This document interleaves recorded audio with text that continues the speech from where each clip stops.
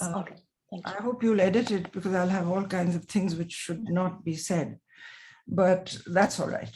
Record it. Yes, thanks. Yeah. Well, Lucknow, as you know, has early origins as a small trading town.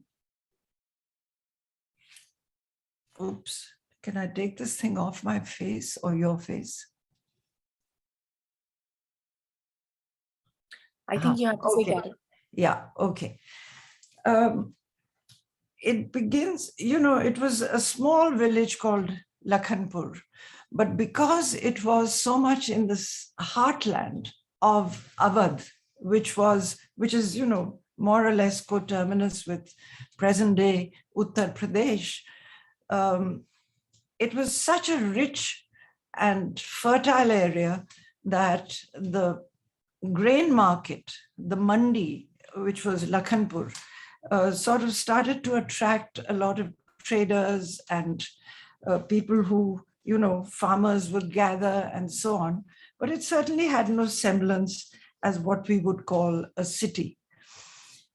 It had a slow, the first two Nawabs, you know, the first two Nawabs really based themselves more in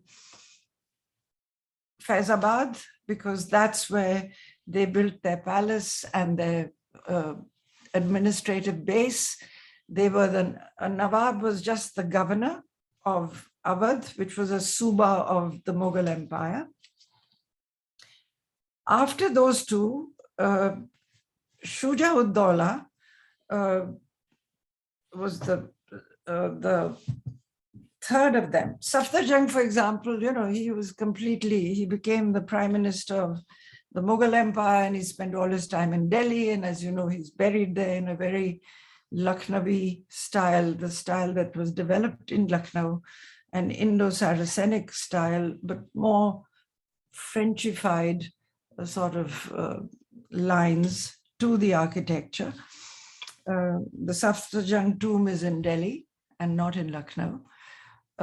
Finally, when Shuja-ud-Dawla made that great bid to defeat the British at the Battle of Buxar, where he combined with the Mughal emperor and with other local potentates to overthrow the British Empire, the East India Company, I should say at this point, it failed. And Shuja-ud-Dawla immediately made his peace with the British and therefore was retained as a Nawab. And when he dies in 1775, it is his son, Asaf-ud-Dawla, who is the first to move the capital. He realizes strategically, most people, there's a huge myth that, you know, he had this huge disagreement with Bahu Begum, his mother, who was a very powerful widow of Shuja-ud-Dawla, who wanted to rule as the next Nawab.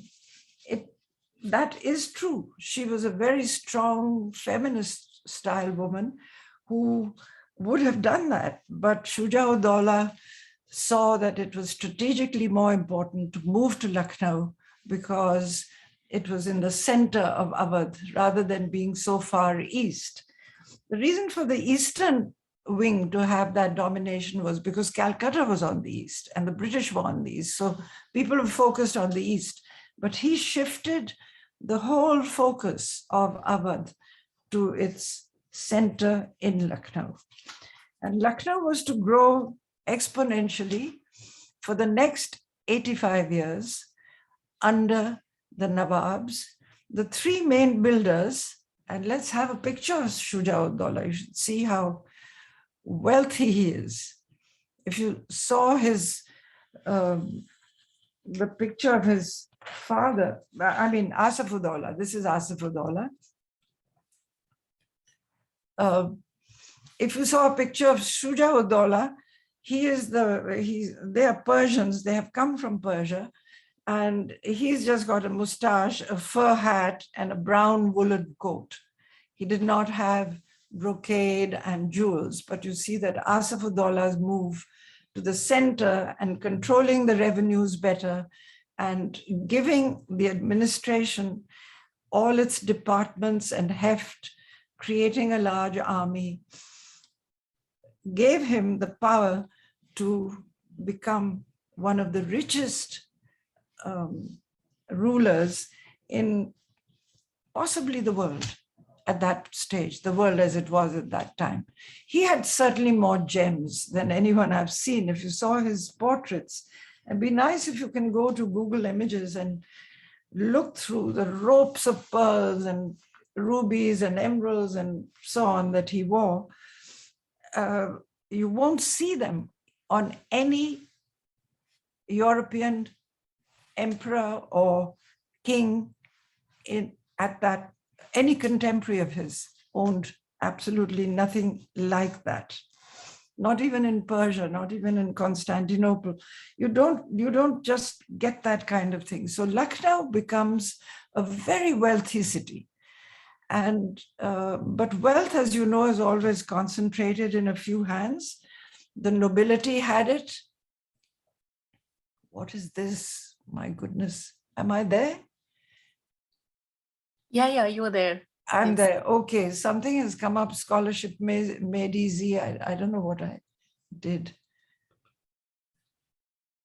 Maybe if you click back on the Zoom link, it will show the window. No, it's gone. Okay, let's go to this.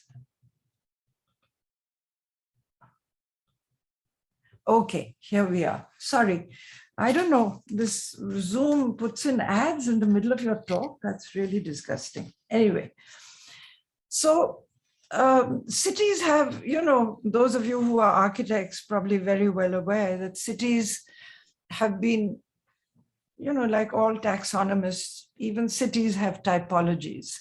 And first, Lucknow was seen to be an Islamic city.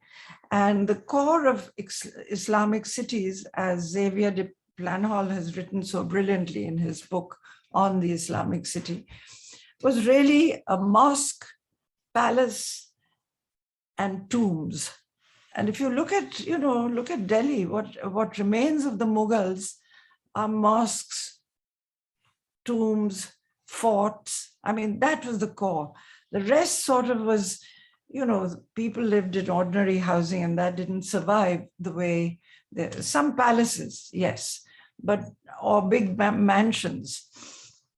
In Lucknow, even less survived because there was no stone and things were built out of brick. The Nawabi brick was thin, but there was no mortar. So you find that very little of the old Lucknow, which was not the Imambaras and the mosque, the Jama Mosque and so on, survived. But this court city that flourished and was made mohalla by mohalla, each neighborhood was settled by some nobleman and given a mansion and, a mosque and so on, which is still traceable in some of the mohallas of Lucknow. But then you get the British coming, and they coveted Awadh for 50 years, right from the time that, the Nawabi was created, the governorship was created, and they saw that it was richer than Bengal. They had taken over Bengal, they had absorbed those riches, so they don't count that anymore. Now they're looking for the next Sone ki Chidiya, and that is Awadh, and they covet it. But they've had so many destructive wars and so much bloodshed over their conquests that they develop a new way of acquiring land. They create, or territory or kingdoms.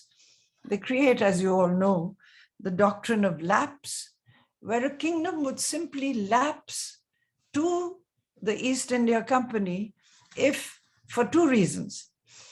A, if they did not have any male heir, and B, if the king or the Nawab could be proven to be a debauch or to be dissolute or to be a bad administrator. And they were to be judge of this badness or debauchery. They could not impugn the Awadh dynasty for not producing male heirs. There were multiple wives and multiple heirs who could fight for the next Nawabi. And so there wasn't they couldn't use that clause. What they used then was the second one. And there was a great impetus to prove that the Nawab of Awadh was a debauch. And you find lots of people flocking, including Europeans and soldiers of fortune, the most important of which was Claude Martin, who was to build perhaps the most exotic building in Lucknow called Constantia. And that was to become a school which I actually went to the girls' wing of it, which was in Khurshid Manzil. So you have this growth, very rich, very ample, and so on, attracting, Delhi was ransacked, as you know, remember, with Nadir Shah. So Delhi elite, a lot of them, poets, artists, fled to Lucknow for shelter with the Nawab, and they were given, new mansions were built, a lot of construction activity happened after Nadir Shah destroyed Delhi and took away the throne and what have you. So Lucknow gets new, fresh blood, fresh cultural people who come there and live there. Mir Taqi Mir, for example, the great poet of Lucknow, is part of that exodus. And you start to get migrants from other places as the fame of the wealth of Lucknow was spread in neighboring states. Biharis, Bengalis, Punjabis start to come into the city and, of course, dilute the beauty of Urdu, if I may say so. And, during the Nawabi, I should say that the people who are called talukdars who were really tax collectors in the, during the Nawabi. They were the men appointed tax collectors who were given several hundred villages from which they collected tax and gave the share of the Nawab to him and kept their own share, and the rest was given to the headman of the villages and so on. So that was the structure. When the British come, and this was to happen when they tried to prove Wajid Ali a debauch because he danced, he was a dancer, he loved music, he was a pure teetotaler. Not a drop of alcohol had ever passed his lips, but they somehow managed to call him a drunken man because he served liquor. He entertained in a very royal style.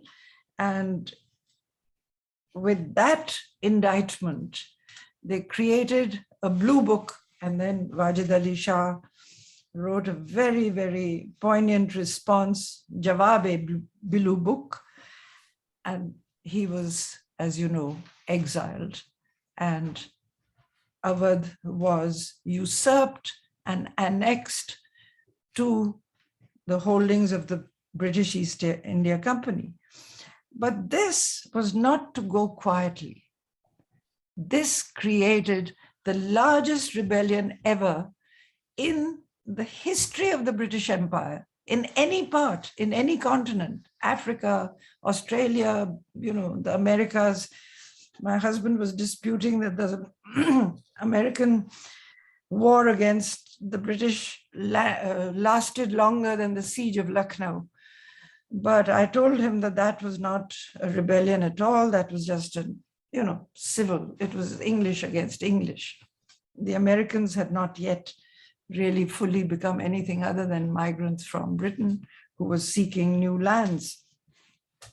But this was a very distinctive change and a very powerful trauma to the entire, both to the British and to those who allegedly won that siege, which was the British, after many reinforcements and all that. That was to inaugurate the second phase and the palimpsest part of the city. Bombardments occurred, they had got gunpowder, they had cannon, large cannon, and they blew away. They actually destroyed with cannon 3/5 of the fabric of Lucknow. I've described this at some detail in my book, which I can't now remember. But for example, the great fort, which was called Machi Bhavan, and it was very well fortified, they blew it away. It blew away its walls and its pieces. And today, the only traces left of it is a half-built gate with a fish. The fish emblem of the Persian nobility is on that. The rest is now taken up by the High Court and, institutions which are British. So if you wish to see the palimpsest part of Lucknow, it is a very vivid canvas. You can go from mohalla to mohalla and see traces of both, how the one was destroyed and the other was overwritten. Because as you know, palimpsest is really about manuscripts and a two-dimensional frame, whereas a city is a three-dimensional frame. So you have to actually walk through it to notice this. Can you show that? Show a couple of pictures to move us along. Just show the mosque and so on, and then the palimpsest to really depict.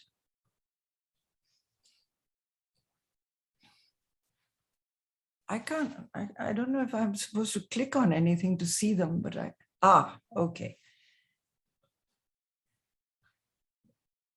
So, oh gosh, loading. Am I still there? Yeah, you are there. I think it's taking over. Okay, I don't know because my screen has gone black. Very stupid. I don't know. Okay, here he is. Well, there. Did you see those pigeon-sized emeralds? No. Okay. This is the Asafi Mosque. This is the mosque that he built, and it's built at an angle to the Imam Bara, where he was finally buried. And an Imam Bara is really a big hall to honor with prayers the imams or the leaders of the Shia sect of Islam. Move on. Go to the next. Oh, have you gone to the next one? She has now. Yeah. Yeah. This is the Rumi Darwaza, or the Gateway of Rome. Apparently, it's a copy of something that existed in Rome, which also, through many difficulties that Rome had, was also destroyed. But this, with all its scallops and so on, is the Indian element, the more ornamental element to European architecture. And this was to develop very strongly in its own format. I haven't seen it in any other city in India where this style is used. I think this is uniquely and iconically an Indian style. And even the British took to it. For example, the Carlton Hotel, which was a large hotel built by the British for one of their darbars in 1877, is built on this style and had all these scallops. I had great familiarity with that residence. More, please. Next. Hello. Shonal? Yes. Can you put on the next one? Yes. Yeah, it's coming up. Yes. Actually, Yakin, one of the students This is the emblem of the Nawabs of Awadh, the fish. And it's It's what they brought from Persia, and it remained their emblem to the end of the dynasty. Move on. Just quickly, because I have a lot to say and we shouldn't spend so much time on pictures. Here is a palimpsest. Now, this was an old palace where they have, this is in the residency of Lucknow, which was an old palace which the resident was given to live in. And after their own bombardment, after the siege, and you can see the pockmarks, these were made in 1857. You can see the holes of that great siege. And then it becomes a tomb, and this headstone is put there. So nothing can be more vividly a palimpsest than this fragment that is contained here. So move on. Next one. Hello. Can we go to the next? Yes, I have changed it. Oh, you have changed. I don't see it. I still see this one. It takes a while to change on everybody's. Okay. Now, here is a mosque within the residency, because, you know, the residency was all Nawabi buildings given over to the British. They didn't build it. They only resided in it. And the resident was there during the Nawabi as a sort of a competing authority. He gained more and more. He started to hold his own courts. He started to, you know, this divide and rule business that we talk about is best seen in the role of the residents all over India in various kingdoms on how the British managed to split the loyalties of the people into the Nawabi and the British who were trying to take over. And this is quite a, you know, a sort of a, and this is a little part of Constantia. That is one of the canons that was used in, you see, Constantia was Claude Martin's great palace, and he secured it against destruction, even by the British, by getting himself buried there. He said, if it is a tomb, neither the Muslims nor the Christians will dare desecrate it. It's not done. Tombs are sacred. So he was very clever, and that is why we have the whole of Constantia without a bullet mark in it, even though some of the biggest cannons fired from there. And it became a school in 1840 and has remained to this day, and was recently the best institution for girls in the whole of India, the high school, and it's become a college now. And this is still run as a very fine boys' college, school and college. And next is, we'll see, these are now, you know, what happened is the British put very amazing statuary in big, you know, like you've seen in India Gate, where they had, you know, and so on. They had Victoria, they had, this is King Edward VII, this is Harcourt Butler, and this picture was taken by me, but I think this is another chief commissioner, because he's wearing a suit and not the royal coats. And there's Mr. Harcourt Butler on his horse. It's an equestrian statue, waving his trilby. And they are the builders of the next, you know, of Colonial Lucknow, which I'll go into in a minute. And then I want to show you the most recent. Oh, here they are. All the statuary was gathered, you know, after independence. All the statues were removed and put on a platform, quite respectably, in the police lines. And there are those policemen, and they're hosed down every day because, you know, the pigeons are, they do their meharbani, as it's called, on them every single day, and they're very dutifully kept clean. Here's the crown. Can you see this? This was also on a pedestal in Lucknow. And to show you what happens to the place, this is Edward. Please remember him and the size of him. And please go to the one with Mahatma Gandhi if you can. There he is. That's where Edward stood. And here is the ultimate palimpsest. You have a tiny, it looks tiny. If you were right there, you would see how small it is, the statue that they built. It's a lovely picture, and he's smiling and he's got his staff, and it's very recognizably Gandhi. But Gandhiji is under this vast canopy. But he can see the sky. He can see more than Edward ever saw. And he, as you know, built not just a city, but a nation. And we are to him most reverentially indebted. He threw out the British. Okay, and now the last builder, or shall we say, attempt to build a new section to this already hybrid city is Mayavati. And can we have those pictures that show our latest builder? This is, you know, as you can see a new Lucknow rising in the back. It's a high rise, completely incongruous on a Lucknow skyline as it used to be, but today it dominates the new section.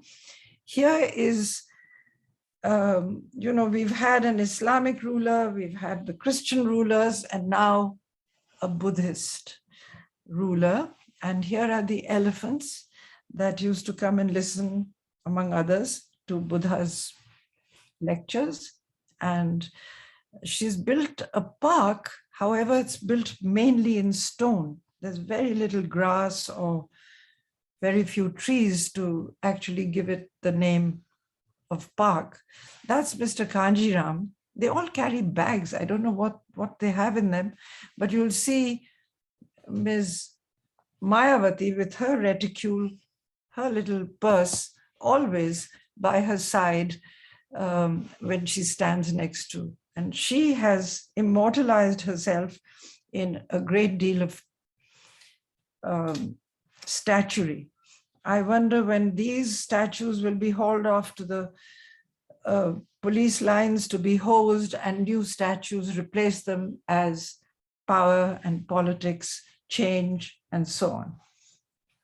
Okay, so much for the three builders, but let me tell you that the most enduring legacy of Lucknow that we see today is in colonial Lucknow.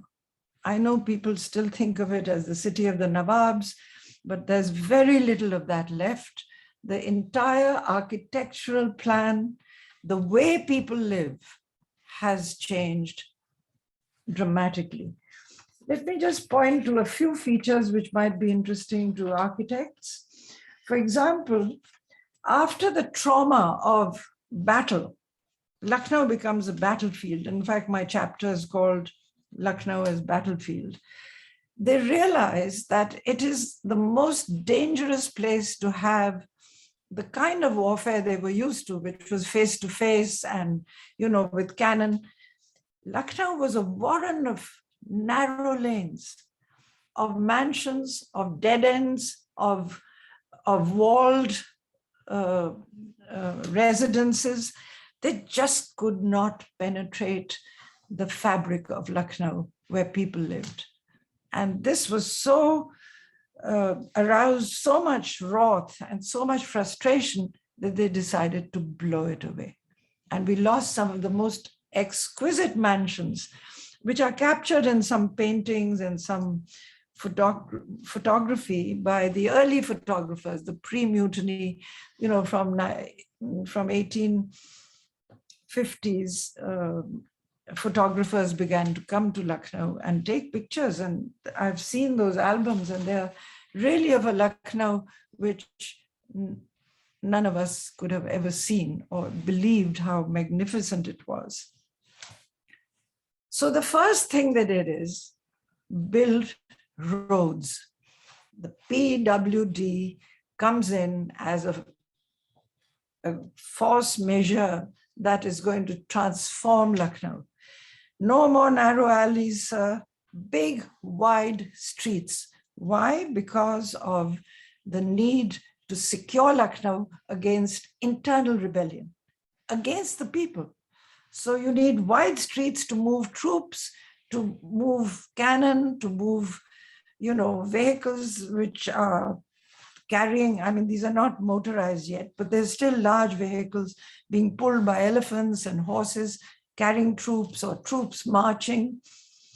So you find that from the center, Lucknow, which was, Nawabi Lucknow, what they do is they clear a 500-yard esplanade. They break everything beyond the Imambaras for 500 yards. This is to create a safe zone. And what they do in this zone is really to create, their own institutions, their own, you'll see that a lot of it is parkland, it's on the banks of the river. They repurpose the palaces like the Chhatar Manzil, where Wajid Ali Shah, it was one of his major palaces, is now the Central Drug Research Institute. They take Khurshid Manzil, that becomes the La Martiniere Girls' School. Lots of whatever they retained, they repurposed. All the buildings that the bigger mansions, which they thought were quite serviceable, become offices of the new bureaucracy that is going to be ruling Lucknow. The chief commissioners, Dilkusha and so on, which were just pleasure palaces, also become official residences.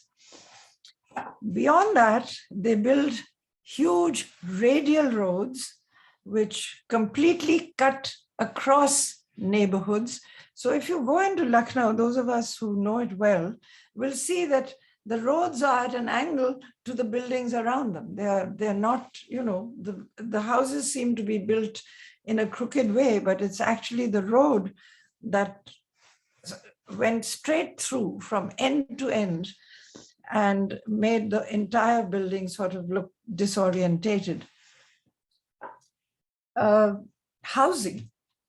Well, the housing of the Nawabi was very different. You had a big central room. You had a deori as you entered. The houses of the rich were walled, and the interior was where action happened. There was always an angan, always baramdas or verandas, where a lot of life was lived and so on. This helped the women, who were in parda to keep their privacy, but it also protected them from any kind of intrusion. But I'm interested in spaces, and what I noticed is when I would sit in a Nawab's house, it would be his sitting room, and then comes time to eat, and they would unroll the dastarkhan, and it becomes a dining room. And they would put 4 posts at the end of the dastarkhan. These were beautifully embroidered pieces or Persian carpets or whatever was the dastarkhan, and they would put a white sheet on it, and we would all sit around on the floor with a central dish, and everyone ate from the same dishes that were presented in the center. Then comes sleeping time, and the dastarkhan is rolled up and bedrolls are put out, and the same space becomes the dining room. This was true of Hindu, Muslim, any other religion in pre-colonial times. If you go to Rajasthan, where the British never actually conquered it, you'll find the same practices of changing functions for spaces. But the British had a very different idea of how they lived, and they had rooms with actual rooms with special functions. Like they won't eat in their bedroom. They won't sleep in their dining room. They won't withdraw into their kitchen. They will go into their withdrawing rooms or drawing rooms or sitting rooms, as they were called. And the kitchen was not in the angan, not center, but shoved to the side, because it was managed by not the lady of the house under the British, but by her entourage of chefs and sous chefs and servants and masalchis and bawarchis and so on, were all arranged on the outskirts. All the bathrooms were built into the house. In Nawabi times, I must say that they were outhouses. They were not in-houses. And so you have,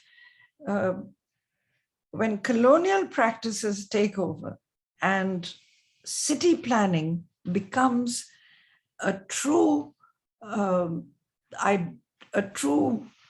way of building a city, you find that the municipal corporation and the registrar's office now expect that every house have a plan which has to be approved by the authorities, and to make sure that they had sanitary and spatial arrangements which matched their own idea of living.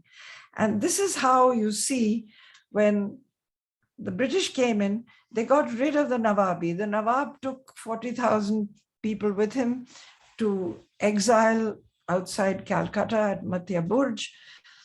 Now, who are the nobility who come in? They transform, and this is possibly the biggest transformation that they ever did. They created landlords out of taxpayers. The people who were talukdars, who just had the right to collect taxes, become the owners of those villages. And they're given titles for the first time as Rajas and even Maharajas. There were 3 Maharajas, Maharaja Balrampur, Maharaja Kapurthala, and there's one other, I forget. Anyway, there were 3 Maharajas and the rest were Rajas. And Kapurthala was Maharaja also in the Punjab and also in Awadh, because he had huge holdings in both places. He was an extremely powerful dynasty in its own right. So you have the talukdars now come in, and they are not allowed to build the old style palaces. They now have to get their homes approved by the municipal corporation, and they build palaces which look very much and feel very much like European palaces. They have, these various functional rooms, which I have described. They do have verandas in the back. They do have, but what they must have is a garden in front.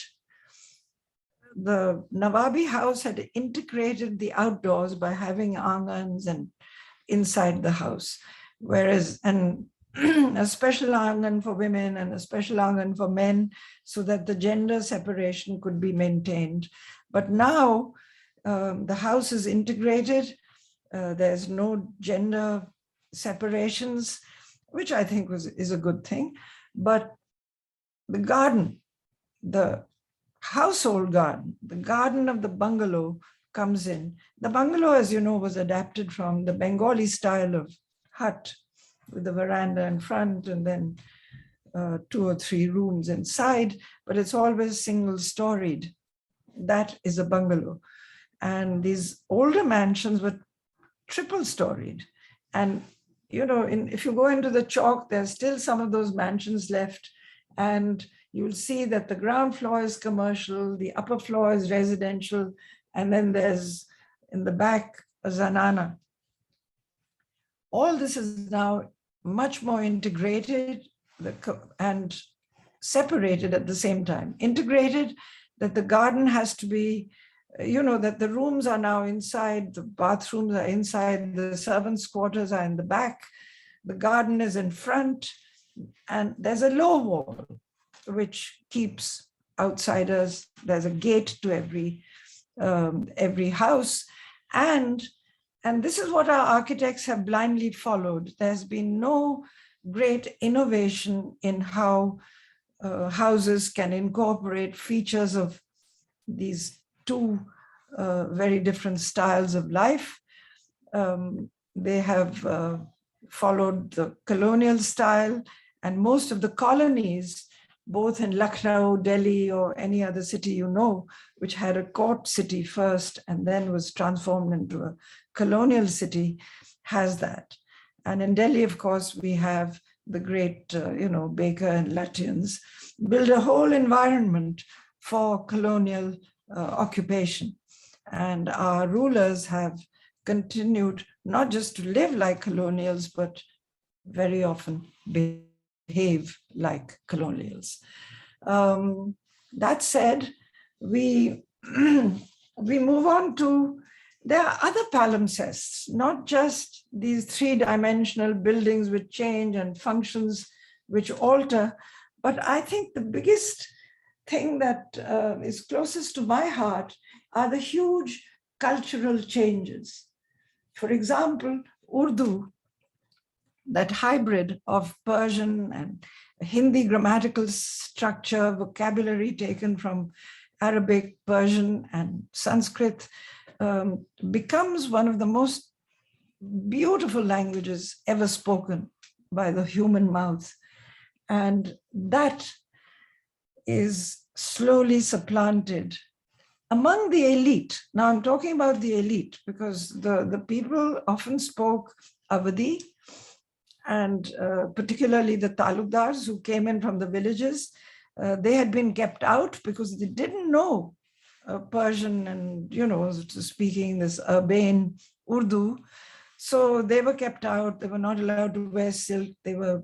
And now the British bring them in as their loyal supporters. They create the new elite, and you'll have people like Mahmudabad, Jahangirabad, Kotwara, Katesar, Tikari. I mean, I could name a lot of them.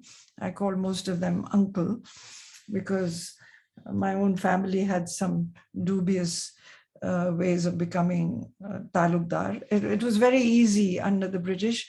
If you could buy up the revenue, the collection of revenue of up to 5,000 a year, which was a lot of money in those days, you could become a talukdar and get a rank. And my great-grandfather gave that position to my grandfather, who became the talukdar of part of Gonda, where none of us ever actually visited. So these talukdars came, and it's very interesting that, Wajid Ali Shah had built the Kaisar Bagh for his known 85 wives, at least the ones that I could track down. I could only track down 85 of them who lived in the Kaisar Bagh.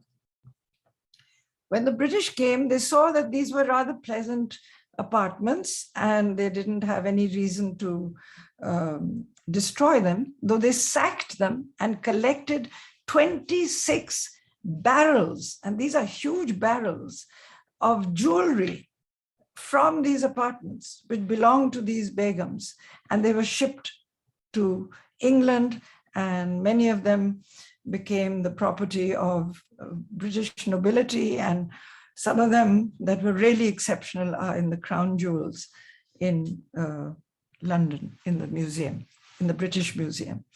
So they sacked it, they took all the precious things out, and then they gave to the lesser, like the Seths of Biswa and so on, they gave them these same, where the women of the Nawab lived, now what I often call the talukdars, the kept women of the colonial rulers, were now supplanted in this. This palimpsest, both physical and occupationally of people, is one of the most interesting and frankly quite hilarious if you think of the talukdars as now occupying the position of the wives of the British rulers. And the British rule changed. The East India Company was itself, even though it was allegedly the victor of the siege, it was disbanded. And the crown decided that this was too rich a plum to allow it to fall into the hands of traders, and they took it over in 1858.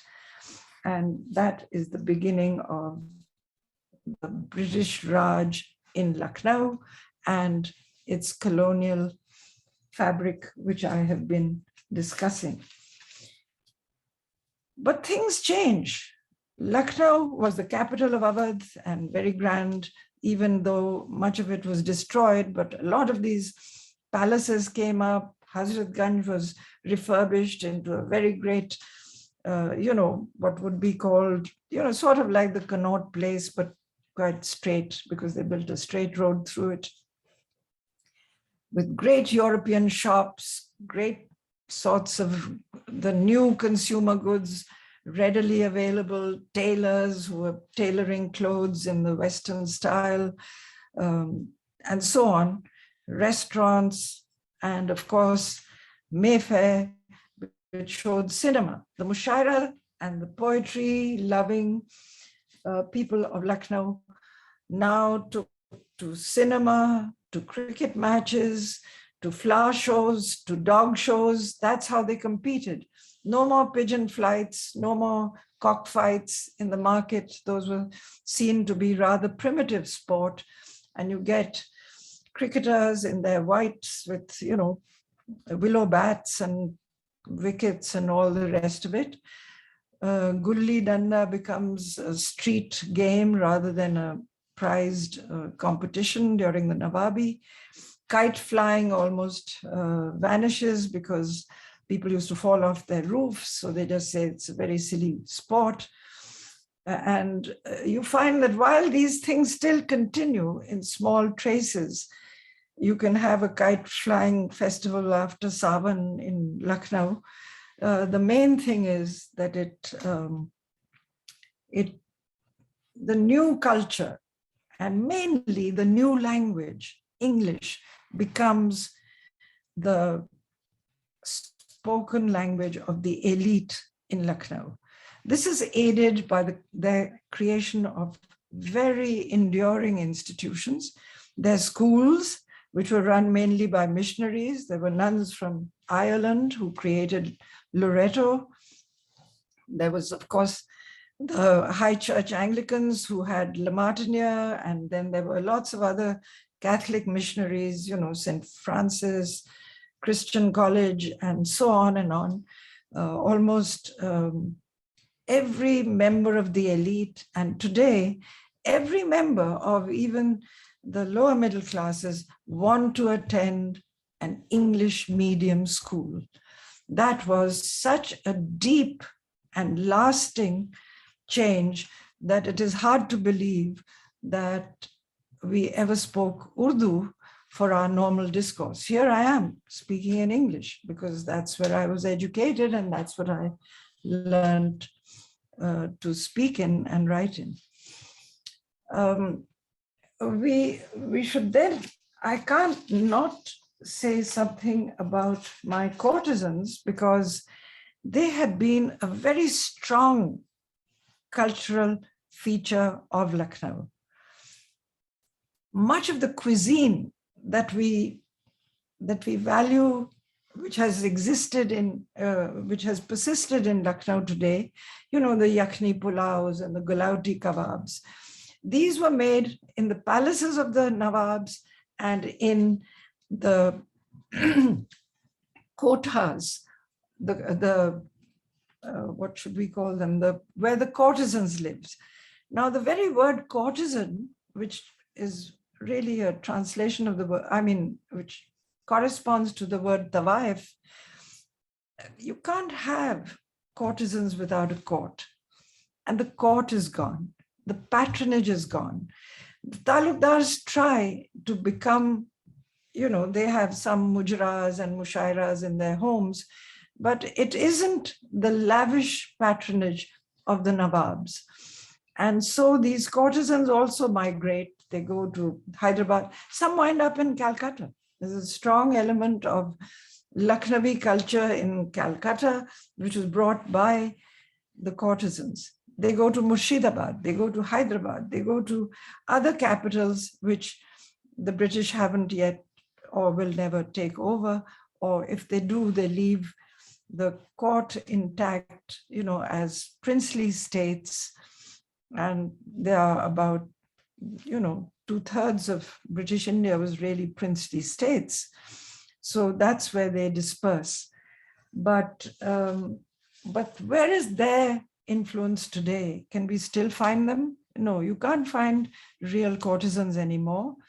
That dissolved into prostitution, and I have described that. I won't go into it because I think most of you have read that piece. But what they affected deeply and what rules India today is Bombay cinema. The song and dance, the Kathak, meaning dance which tells a story, Katha, it tells the story of Krishna and Radha. So these narrative forms get transformed and transmogrified into plots of Indian cinema. Crime, lust, lots of songs, changes in costumes, because, the normal courtesan had, when I talked to them, said, 10 to 12 costumes, and with one dance number, another one would come, and then the other one would show up in another set of clothes, and they would do dramatic pieces. And I find that a very deep influence in Bombay cinema. So they live on in a very changed way, but that's what palimpsests are. It is an overwriting. It takes something from the old, leaves a few traces of it behind, but completely writes a new script. And those are the scripts that are, instead of ghazals, we have, the lyrics of Majroo Sultanpuri and, all the others. I won't go into it because you people know more about that than I do. And their songs, their music directors, which use a lot of the old Thumri, Dadra, etc. styles to express our heritage today, which Bombay has so dictated. Now, can we call it Mumbai cinema? I hope not. Anyway, so that, and finally, in closing, I will say very little, but I must give her due, is Mayavati. She represents something very dramatic in my eyes. She does not come from a royal family. She does not come from the Kshatriya Brahmin nexus that has ruled in Hindu times and later, and even in Nehru's times. There was a Brahmin Kshatriya nexus. She broke that mold. She's a Dalit, and proudly so, and became a Buddhist to wipe out the greatest blot on Hinduism, which still exists, which is the caste system. It is so damnable, and it won't go away. It has got deeper and deeper roots as we become so-called modern. I think modernity has to undo hierarchy in some ways, but we are so steeped in our hierarchical ways that even she has been ousted by, but you have a new wave. You have Dalits, you have Yadavs, you have Akileshwar, and I wish them to hold hands, to join with, the old Brahmin forces, to totally become a powerful force that can take us forward. We don't have that at the moment. In fact, we can't go back to the days of gurus and rishis ruling us. It's just inadequate. And, you know, I think we have to look forward to. But Mayavati has created a brand new section. She's followed the colonial pattern of building new roads that connect the cantonment. You know, the British idea was to have a centerpiece, which was the civil lines, the cantonment, which was adjacent to it and was where the army was billeted in very specific forms of things, which had a club, which had, you know, recreation grounds and rifle practice and so on. And then you had the people settling in colonies which were built by architects and builders. And today you have the most recent form of the high-rise invading these fringes of colonies where you have a lot of high-rises coming up with apartments in Lucknow. So I would say that Mayavati, while not making a brand new trend, has certainly given a new aesthetic, a sandstone. You know, there's nothing else made of sandstone in Lucknow. She brought it in. People allege that, you know, her brother was a dealer in sandstone, so she gave him the business. But stone buildings are not found in Lucknow. And now it has inspired a lot of people to import stone and build a lot of the apartments with stone floors. There's no longer the cemented floor, the mosaic, you know, the crumbled marble, the terrazzo floors. You have actual stone in use, and that more and more architects will do to appeal to people. So we have three cities. We have a palimpsest, not just of two, one overwriting, but we are getting a third overwriting. And I hope that the oldest form that was climatically the most suited to have an internal courtyard to vent the heat and outer rooms to keep cooler, walls to keep out the dust. We can't go back to that, but it was a very sensible style. And the new bungalows now, at least what I've seen in Delhi and Lucknow, really have one entrance and you have to lock yourself in. The ceilings are not high, so you have to have air conditioning and so on and so forth. They're energy inefficient as opposed to the older houses. And we are now looking at a crisis of a new kind. And the final trauma that Lucknow went through for its own cultural and ways of life was the partition.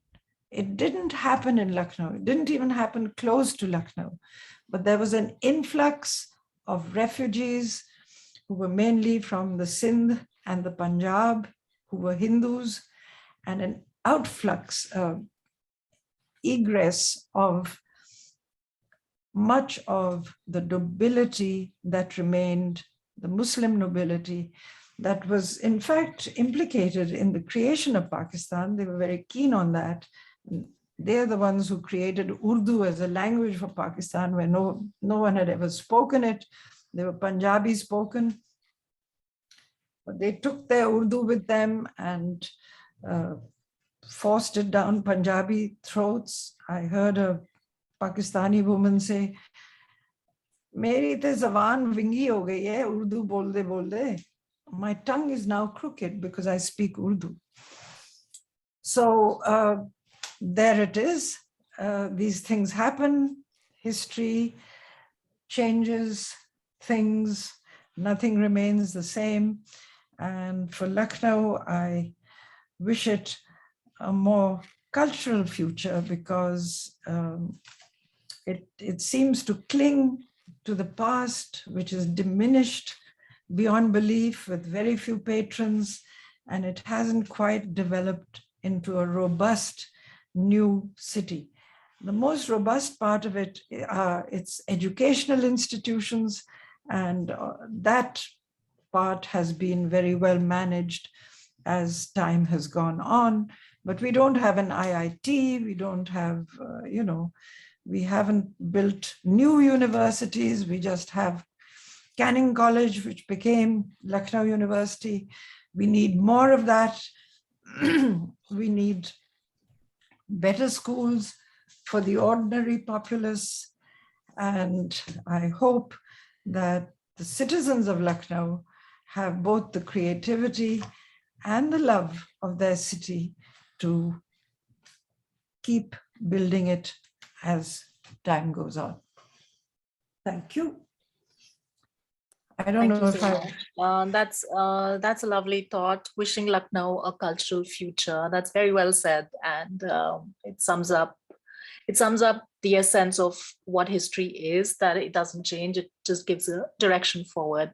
So, thank you very much. I think students will have many questions, and maybe I can invite them to ask, or to have a conversation, something that's been bothering you, if to ask Dr. Veena, or share your thoughts with her, and maybe I can come in later. I have a couple of questions as well.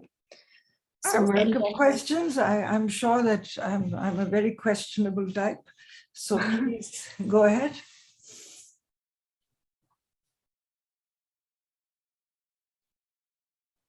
I hope I haven't silenced everyone into such sheer boredom that they are now asleep.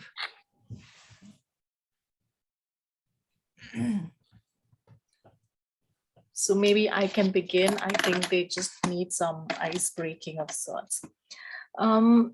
You were mentioning about that the Nawabi houses were primarily of a certain type, which were like inward looking. They were courtyards, and then the Europeans, they came and they also imposed a certain regularity of what the new houses have to be by way of building bylaws, and also getting it approved by the municipal corporation. You have also mentioned it in great detail in your book. And I was wondering about how you see that the Nawabs themselves were commissioning a lot of European architects for their own personal houses, such as the Dilkusha or, the Asafi Koti, even Bibiyapur Koti for that matter, where they were commissioned by the Nawabs. They were built also in European character, and which integrated, like the kitchen would be inside and the bathrooms would be inside. So what was the kind of lifestyle that they themselves were leading? Or was there some kind of a difference between the Nawab's house and the other houses during the Nawabi? Well, there were soldiers of fortune. As you know, a lot of Europeans were competing in the subcontinent of India. And when the French lost to the British, you find that soldier Claude Martin, he was a general in the French army, and he didn't want to go back because it would be very shameful to come back as a loser. So he stayed on, and he was, a man of great enterprise, and he began an import, he started to import a lot of artifacts from France, and a great deal of, and Lucknow Nawabs fell in love with the chandelier. If you even go to the Asafi Imambara today, which was built in Asafuddola's time, where there was no chandeliers, there used to be lamps, oil lamps set on the ground. Today, it is absolutely glittering with chandeliers. Better yet, Ghaziuddin Haidar's Imambara, which is Shamina, which is just opposite what used to be the Carlton, which I know very well because Roshanara, who was the daughter of one of the clerics there, was a classmate of mine, and she took me in, and I could not believe, I was a 13-year-old or whatever when I went into her house for her birthday party.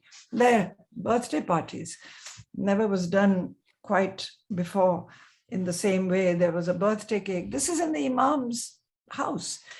And the chandeliers, it could be a complete catalogue of every chandelier made in Europe.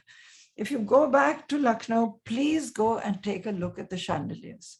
They're every style, every color, they're pink and turquoise, and of course the clear glass ones. There are ones with gold and silver ornaments. And so that happens, those artifacts come in. For example, a very different style of furniture comes in, which also, today architects are some of the great furniture designers as well, as we can see with the modern museum movement in Europe. But bedsteads, the charpai, the rolling of the mat on the ground, even ordinary people begin to aspire to sleep on fixed beds, which were not removed. Charpai was light, you could put it on your head and take it to the angan and sleep. If it rained, you could pick it up and bring it inside. You slept on your roofs. The roofs were flat, where a lot of the activity of the house went on. It was, contained within. And it was also part of the Parda culture, which both Muslims had, and so did the Hindus to some extent, rather less severely, but they always did this ghungat in front of their in-laws. So you find that lifestyles change. The Nawabs went to the resident's house for dinner, and one of the great inventions, they ate the British bread and butter pudding. And he had taken, the Nawab had taken his, I forget which one, I think it was Wajid Ali Shah's father, Amjad Ali Shah. Amjad Ali had taken his chef with him to see that, let's see, what do they eat and how do they eat it?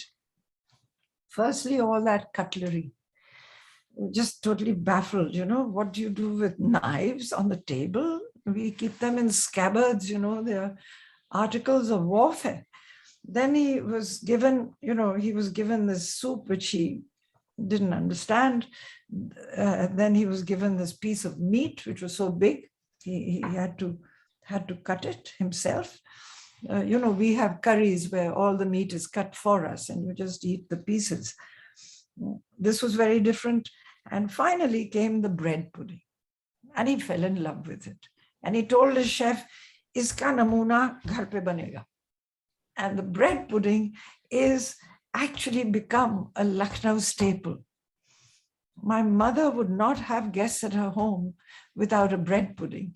And I have to say, almost blushingly, that I have guests today coming for a Lucknowi meal to my house, to my apartment, and I have made the bread pudding. And I make it for friends, and I've added a little more sex to it, and of course alcohol, which the Nawabs did not approve of. So my bread pudding is more sexy in my view. But there it is. These things change. Now you can't change the structure of palaces, but when the talukdars come and they are the new nobility, they begin to live exactly in the way the British did. I have been to Uncle Dinesh of Kotra, excuse me. Or you can go to Muzaffar Ali, very famous filmmaker now, but of Kotwara, and I've been to his, Christmas party, not Christmas, but New Year's Eve party. And there's enough cutlery to arm an army in silver.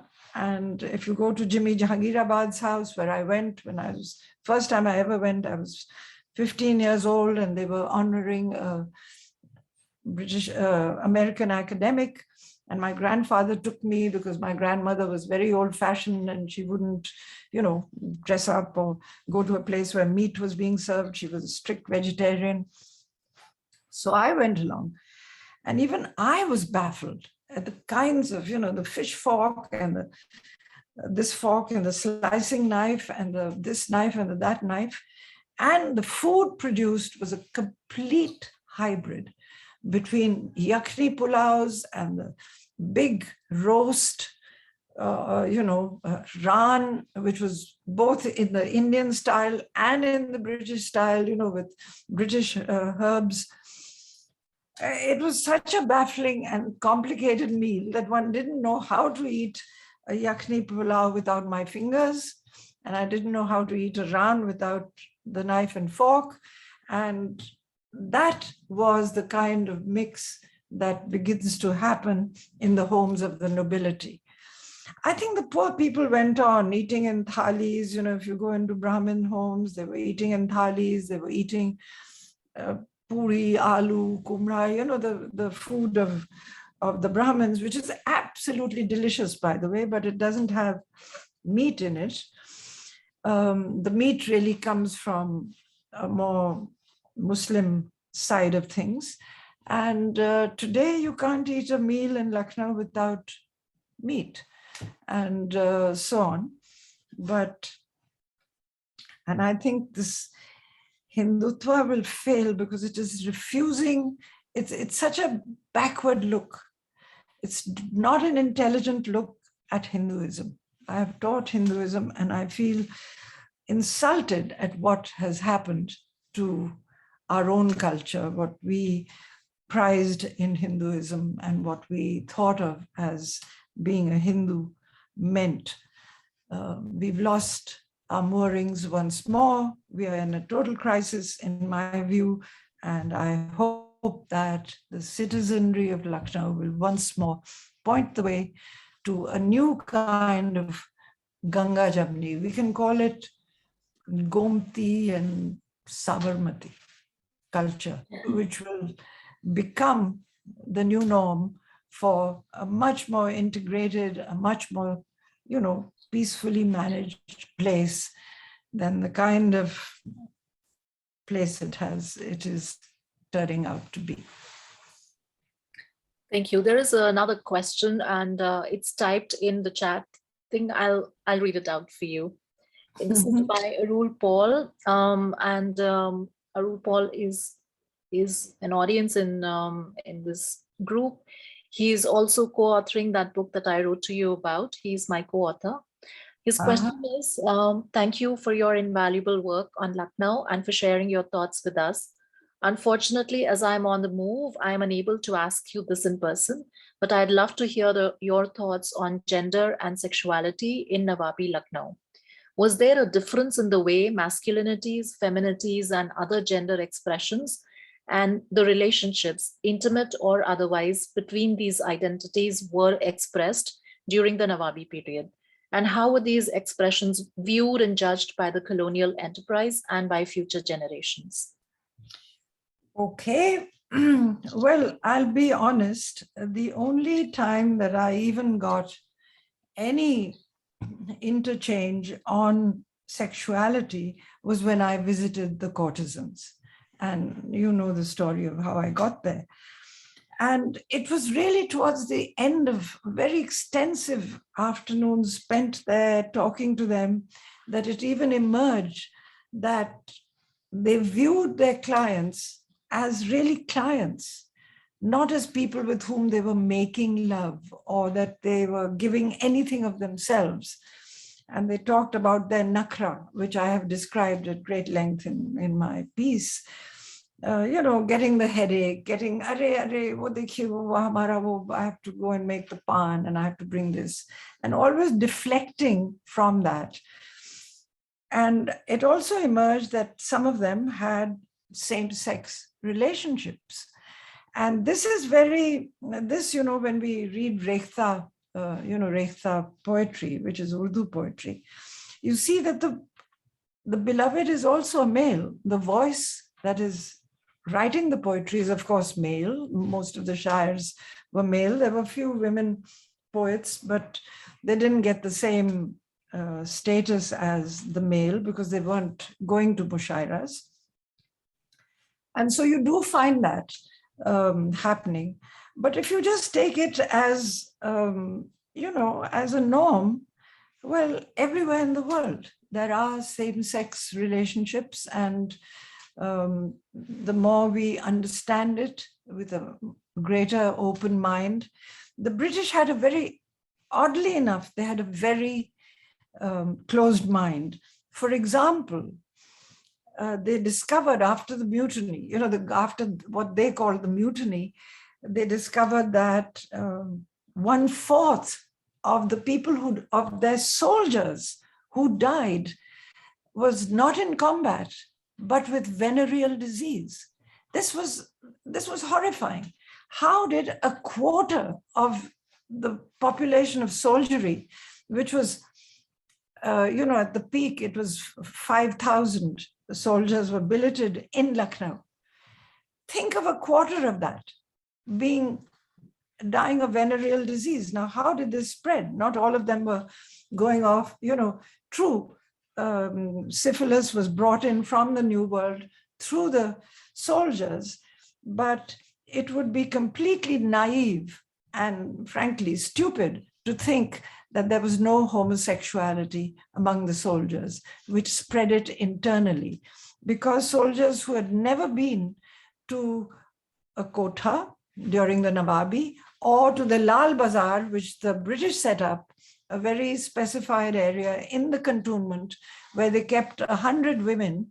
I've written about that, so I won't go into it. But, those 100 women were vetted by the civil surgeon, made sure that they were completely free of disease.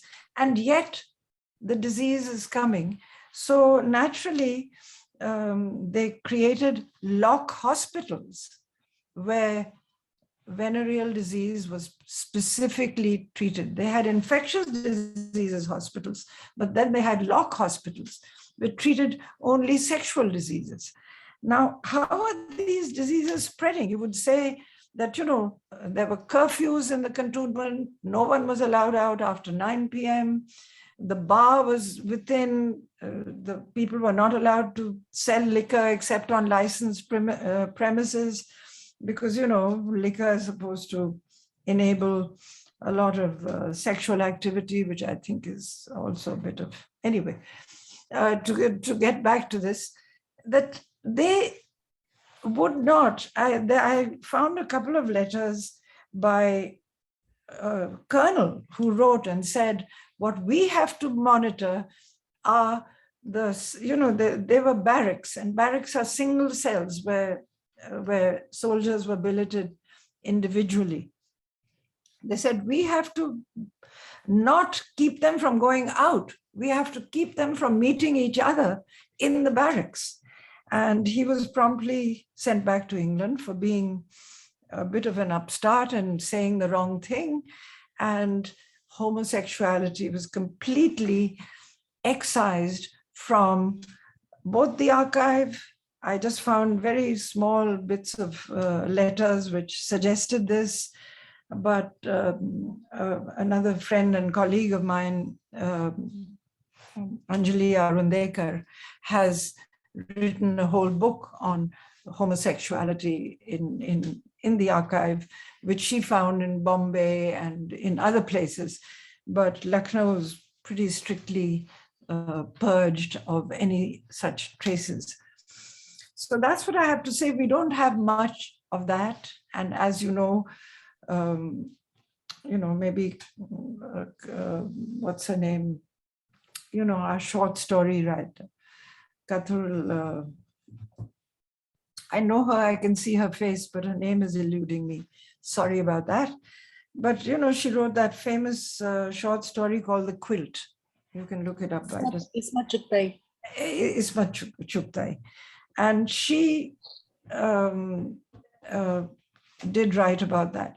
But you find very little. You find stories of the Baki of Lucknow, the dandies, and how they always stuck together in a gang, and then they went home together and they didn't marry. A lot of them avoided marriage till it was sort of the last resort and produced a child, but didn't live with their wives, and so on. So you find that there are all kinds of assumptions to be made, or deductions, I should say, to be made from this kind of behavior. but I don't see a systematic study done by anyone that would lead us to a deeper understanding of how sexuality was in those days or is today. It's kept private. It is a private matter, and while there's a lot of thing about outing and so on, I rather think that if people want privacy, they should be allowed to have it. That's a fundamental right.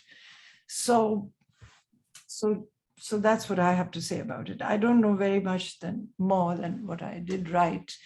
And the things that I didn't write were too thin. I couldn't base a thesis on it. It would be pushing it. So I let it be. Thank you. Any other questions? Yeah. Hi. Thank you so much for the lecture. I think it was really nicely put to get to know something about Lucknow. I think I was completely unaware about this background. Most of the times we say that in a cross-section of cultures, somehow the architecture does not repeat itself after a few decades. So because of modernism, we try to use it within our architecture as glimpses, but you will not probably evidently see it. So possibly something that stays behind is the food and maybe the dialect, So how does that affect the culture to move on post the architecture is done? And if you can maybe shed some light about Wajid Ali, because he's probably known for his, laziness, and can you put more light about that also? Well, I had a project which is still half done and sitting in this very study of mine. The creation of the Oriental debauch becomes a very big project in the power play of colonial conquest of India, where they could not defeat, where they thought they would lose. They're true. After the two Sikh wars, which was the bloodiest of their whole experience in South Asia, they just decided, and that was 1849, the second Sikh war, and then they took Punjab. That was the last territory they ever annexed through warfare. So how do you get about it? They're still craving Awadh, the richest part, the most fertile, possibly the most fertile place in the world, barring Bali, where I once spat a seed and I saw it grow. I mean, short of that, Lucknow ki sarzameen, there is very little to match the kinds of fruit, vegetables, grain that Awadh has produced. And I mean, mangoes and melons and so on. If Babar had tasted a Lucknow melon, he would have stopped craving his Kabuli melons. What the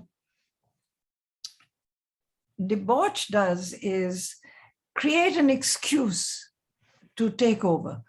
So debauchery becomes, I've seen the Blue Book, the Blue Book which is a parliamentary indictment of Wajid Ali, and then I've read his defense, which is very legalistic, and the English version was done by R.W. Bird. He defected from the company and became the lawyer for Wajid Ali.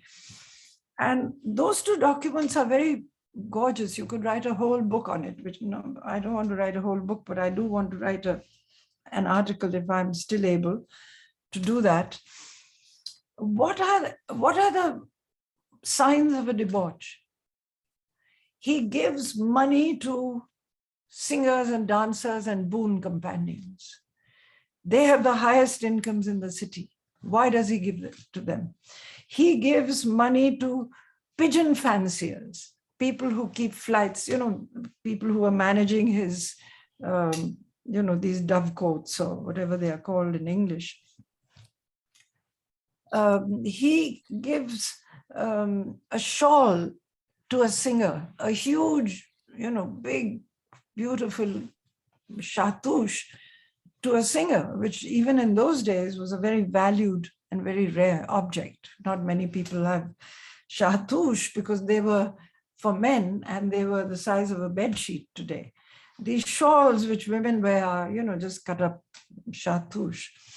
So anyway, the point of this is that debauchery was seen, extravagance was seen as debauchery. That's why my plot was to look at William IV, Victoria's uncle, to see how he spent his money and how he lived and how much he drank and how many women he had and so on, to say, why wasn't he deposed?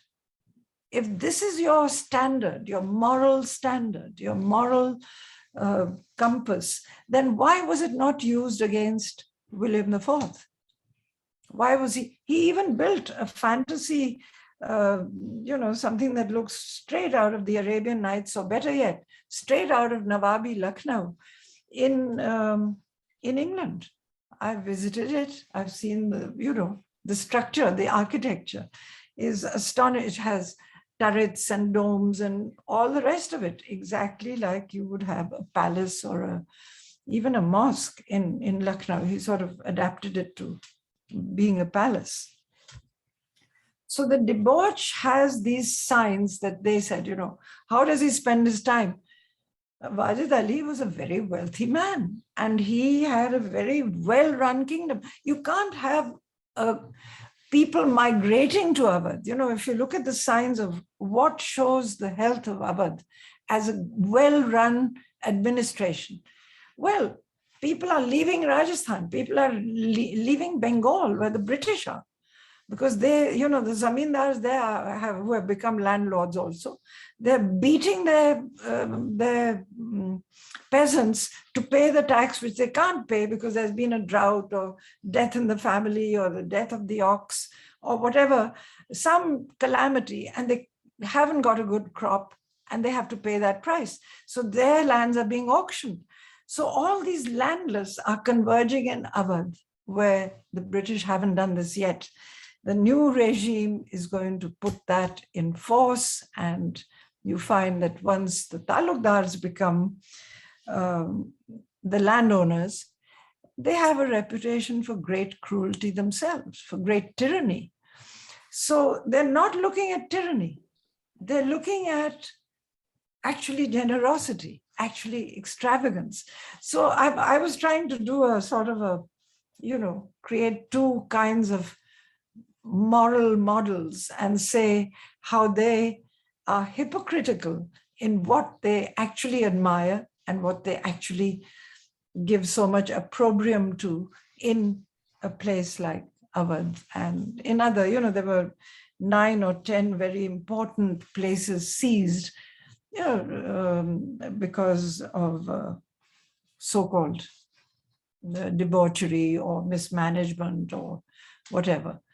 And Awadh ceases to be, Lucknow they are so afraid of Lucknow, even after the mutiny, that in 1877, they moved the capital to Allahabad. And Lucknow just becomes a backwater, a sort of a provincial town with no court. How do you sustain the arts? How do you sustain even the few buildings that remain when no one is going to pay anything for that? They don't have that income. Everything goes to Allahabad now, where they have set up a capital. But then in 1922, I may be off by a year or two, but I always am. I'm always off by a year or two. Don't worry about it. You can look it up. Google is there for you. The capital came back to Lucknow. And that was the capital that Harkat Butler built. Butler Palace, Lucknow University, the full secretariat, which is a very fine example of European architecture. They built the high courts. They built the post office and the clock tower. These became the new icons of a city. And the old Husainabad clock tower, and that becomes a sort of a segregated quarter with a lot of esplanade in it.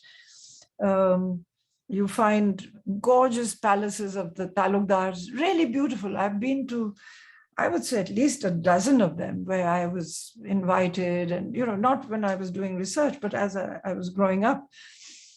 Umpteen birthday parties, and they were complete replica of the colonial celebration, including happy birthday to you, that went on. And we were in such a mixed world. We were eating galauti kebab and singing happy birthday to you. Now, what can be a better culinary palimpsest than that? So you have all that, you can, I could go on. This is my, shall we say, my little gold mine, which I dig into every now and then. Just something to pick on from what you said. How does this culture affect when you move, westward towards like Braj or Bundelkhand or Rohilkhand areas? Like, how much of an impact did such towns have? Well, I have to confess that I haven't looked. I've looked at city typologies because I used to teach a course on urban history. And colonial urbanization was my main field. And you see that the first cities that the British built were from scratch. Madras was their very first, but in it, you can already, if you examine the Madras of 1640, which is what I used, in my course, you see the nucleus of how a city will develop. They built a fort because they were traders. It was the East India Company. They were traders. They wanted to keep not the goods they brought. They brought nothing. They brought cuckoo clocks and woolen, Harris tweed, and there's one more equally. Yeah, and they brought alcohol. They brought scotch. They brought, at that time, it was Irish mainly. The Scotch get into it a bit later. And you find what they build. What do they build? They build the city within the fort. They build a church. They build a pub, a public house, as it was called. They build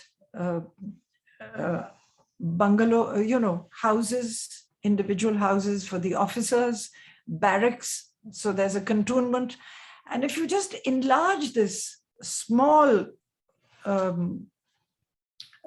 Fort St. George into a city, if you expand it, these days with technology, just take an old map and expand it, you will get, and beyond the walls was what they call Black Town. That's where the normal Tamil lived. And so those were all the service people, the traders, the artiyas, the agents, the procurers, because they didn't go out to procure. They just appointed these agents, gave them arms and ammunition and said, go bring us Madras cotton, the bleeding Madras, which they fell in love with plaid. It was to become a Scottish, proprietarily Scottish thing. They fell in love with indigo, and they fell in love with the Bengal pinstripe. That was to become, the British suit was navy blue pinstripe. It comes straight out of Bengal. That's how the saris looked. If you see the old Bengali saris, very fine stripes of white on navy blue cloth. And they're beautiful. I mean, if you go to the textile, the collections of the East India Company, which I had a great advantage to look at, I could suddenly picture what they're craving, because wool was hard to wash and hard to maintain and very expensive, and just the nobility could afford it. But cotton, it gave them the Industrial Revolution. What more can I say? Cotton becomes the most desired thing. So these are the things that begin with port cities. Then when they move, they just feel very hot because they're used to a much cooler climate and rain every day. This rain every day in Britain has caused these goddamn lawns to be in every household in it. I want to go and dig up everyone's lawn and plant some trees, but I have friends who are very stubborn and they won't do it. Well, to get back to the point, you then get the genre of the hill station. There were already people living in the hills. They didn't invent living in the hills. But what they created was something, again, you take that structure of Fort St. George and you plant it. There'll be a church, there'll be a clock tower, there'll be beautiful homes for the British, and then there'll be those other things for the, natives. So you find that genre, the hill station, the fort city, and so on. But what Lucknow is very different. It is a city that already existed as what I call a court city, not an Islamic city, because in the court there were people of all ilk, and it was a true Ganga Jamna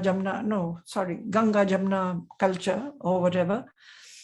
So this court city is now destroyed, and it is then a palimpsest. You can't call Bombay and Madras and Calcutta, Fort William, which becomes so famous as a center for Sanskrit, if you please, with Warren Hastings sitting there cross-legged with a Pandit teaching him Persian, a mullah teaching him Persian and a Pandit teaching him Sanskrit and so on. So there was an actual love for this rather evolved culture, which they had come to supplant. So they create their civilizing mission. They do all these things, and you can see them. If you study that history, you can see how these ideas grow and how they become what we know today to be us. We are the products of that. And so I think that whether Bundelkhand has architecture of this sort or not, I'd be very surprised if they didn't have bungalows with gardens and stuff like that in their colonies. Go to Jaipur, it was built by Maharaja Jai Singh, really glorious city. But when it expanded and grew into, its wider desert, it took on the features of colonial architecture, because that was what was done. And they began to really become, even though they were not conquered, but they become very loyal because they had this thing that they had been defeated by the Muslims, or not totally defeated, but, warring with the Muslims, they began to make their alliances with the British. And you find that all their courts full of European paraphernalia, European costumery, European, gun salutes. Who had ever heard of them? But that's what thrilled the noble heart, to hear a gun go off when he walked into the presence of the commoner. So that was, those are the things that we have retained. That's why I want to abolish this goddamn Independence Day parade that just boasts of military power and all this, and use it for some real cultural, have a real cultural event instead of a parade. Parades were for the colonials. We have to have something else, but we can't undo the past. We can only write on it. So that is still that is the parchment on which we are putting down our own scribbles. So there we are. And I don't know if I've answered your question, but I'm famous for eluding questions. No, thank you so much. Thank you.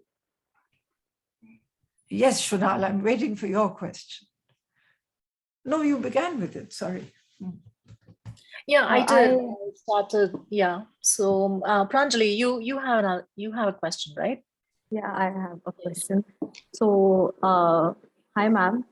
Your book was kind of our springboard into studying about Lucknow for the semester. And some of us were actually studying the erasures that happened after the mutiny. I especially was looking into the mohallas and bazaars that were kind of affected due to some of the Napier's memorandum. per se, the roads that were built. Absolutely. What I wanted to ask was, while reading about these memorandums and the political and military reasons behind erasures of mohallas and bazaars, I also came across certain texts and evidences which suggest that some of these bazaars, some of these neighborhoods were being destroyed and closed down much before the mutiny happened. Uh, the reasons were quite economic in that sense, where the British wanted to establish their own bazaars, and the Nawabi style of trade was not suiting their interests. So what I wanted to ask was, is this like, is the economic reason one of the reasons that like, was the political reason just one thing, or the economic was one thing? Were there any other reasons that might have instigated these erasures of bazaars? Because these mohallas have not been written about in depth at all. So I could not find any evidences of, like, hardly any evidences of what happened to these mohallas, and where did these people go to? Where were they displaced? Nothing of Yeah. the sorts. Even the Tilism had, like, we were not accessible to the Tilism for that matter. So Yeah, do you if have you any go, clue what happened? I think the oldest part of Lucknow, that the reason why, well, firstly, why were they, some of it being destroyed even before the Ghadar of 1857 was because the resident had been put, today the residency is a very picturesque ruin, but in those days it was a competing seat of power. And that is why power is so important. It was not so economic. Of course, why did they want it? Because of its revenue. Why was there a mutiny? I mean, they keep, these foolish texts which say, because they had these pork and cow fat cartridges and so. Yeah, the mutiny was a very restricted thing. It happened in the cantonment in Meerut, and it spread to maybe a few other cantonments. But the Ghadar is about revenue. The Ghadar is about economic causes, which, I've gone into elsewhere. I won't go here. But let me say that the resident was trying to impress. Every new ruler wants to build something which will immortalize his reign. Even democratic rulers like Nehru, he built he did very marvelous things like get the IITs going, but he also built the Bhakra Nangal Dam. He also imported an architect called Le Corbusier to make Chandigarh. And he had Bhubaneswar designed also as a new capital, because Orissa was now going to be a state of its own. It used to be part of the Bengal presidency, but now it needed a capital city. So Bhubaneswar was also one of the few fully designed cities. I mean, the British left Lutyens, Delhi, and many other, colonial cities. But if you look at, Modi, tinkering with the Central Vista, which Lutyens left, which became a heritage city. And a heritage city, you don't change anything so drastically as is planned. But that had already started to happen before it became a heritage city. A lot of the high rises around in Connaught Place, a lot of the buildings had been broken and high rises had started to come up. And, the heritage city was a late afterthought. But let's see where that goes, because the rest of Delhi is in the hands of these, again, power brokers and builders who shape and reshape the environment. Look at a company like the DLF that has created Gurgaon, which I have studied it to some extent for my book on Gurgaon. But long before they came to Gurgaon, they completely changed the southern, moving south from Lutyens, Delhi, all the way to the borders of Gurgaon. They created South Delhi, 22 colonies. Well, they had a chance because there were refugees from Pakistan coming, housing was needed, and they were given, I mean, they were granted the authority to completely rebuild these colonies, which I think are so half-baked in their imagination, by maximizing profit over structure and comfort and what those colonies could have been. They could have been beautiful, they could have been extremely functionally better than they are today, instead of, traffic jams and, well, unsightly little bungalows all over dotting the landscape. So that happens. Power not only corrupts, but erects totally the new city. And so we have to study India. When I became a graduate student, most of the study, I would say almost 98% of this, what I could read about India was in its villages, because it was English writing that I was reading and there were no urban histories. And now I'm so happy to hear that someone is going to take up, more and more urban stories are being written, histories are being written. And I feel very happy that I could write about Lucknow and then later about Gurgaon, which is a totally different genre of city. Now look at it. It's almost unrelated to any of the kinds of cities that went before. It's just it grew up as a residential extension of South Delhi, a bedroom city. And then came the multinationals, because the residents were fine. They were big, open places to build bungalows. Then when land became more expensive, you have high rises. And today, most people really prefer living in secure, gated communities, which was again an import from the US and later Canada, which created the gated community. And those were, I've written on the origin of the gated community, which the first one was Garden Estate in Gurgaon, etc. So these are the things that we follow as urban historians to undo the meanings of power, privilege, to create the palimpsests that we are looking at in this series. And I have to say that when I first wrote my thesis, which became the book, I called it, because the three imperatives that I saw in colonial building was peril, pestilence, and perfidy. Peril because of the ghadar, pestilence because of the disease that killed as many Europeans as any warfare might have, or more, and perfidy, they saw the disloyalty of the soldiers and some of the nobility that makes them just flush them out and create a brand new elite. And you find that in every historical period, the elite is what transforms. After the mutiny, today, if you look at Lucknow, you will say, where are the Urdu speakers? All these Punjabis who are filling the clubs and filling the restaurants and filling the cinema halls, and the shopkeepers. They are Punjabis and Sindhis.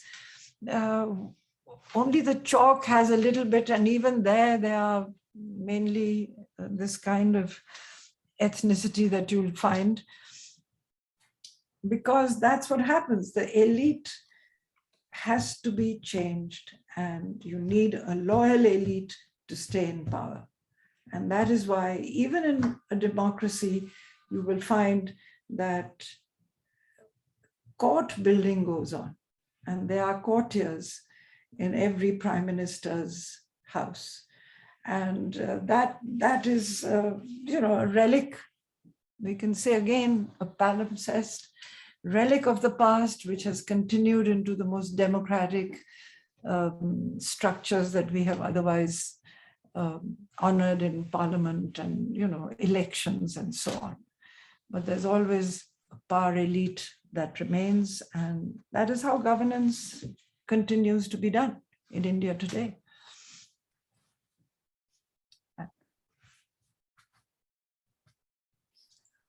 Okay, so I think we are also running Um, out of time.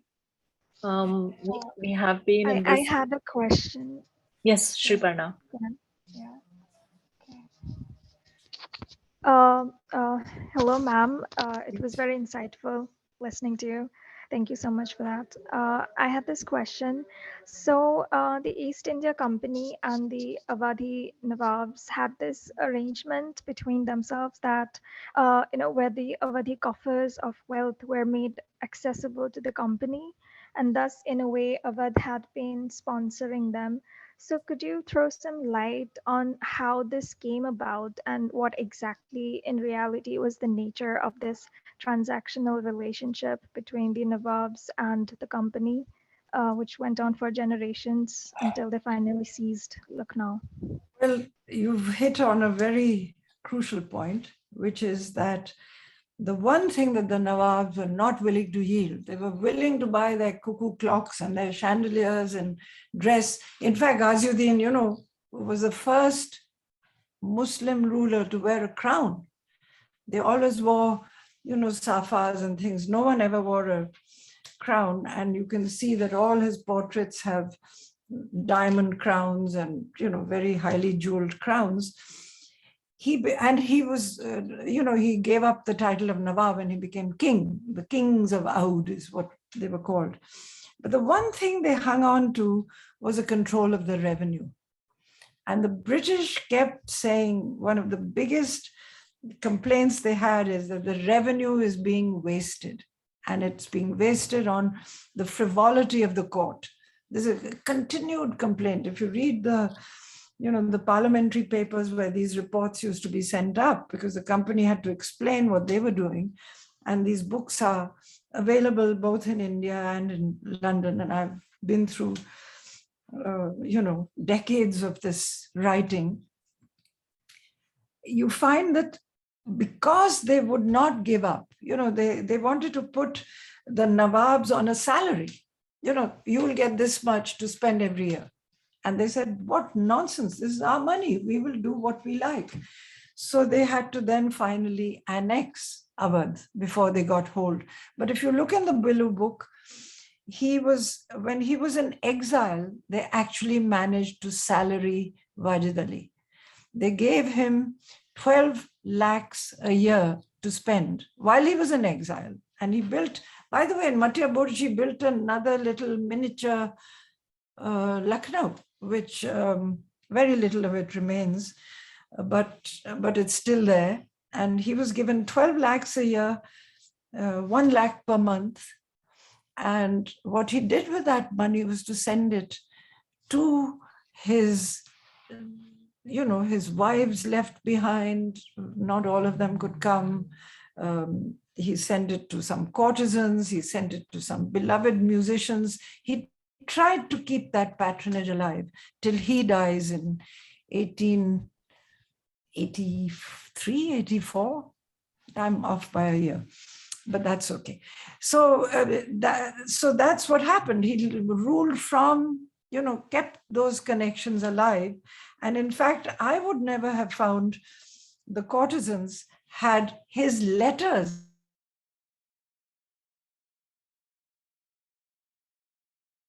either artisans or musicians or even as topiwala, he used to make a topi which was just 3 ounces in weight with all the embroidery because he didn't want to wear anything heavier on his head while in Matya Burj.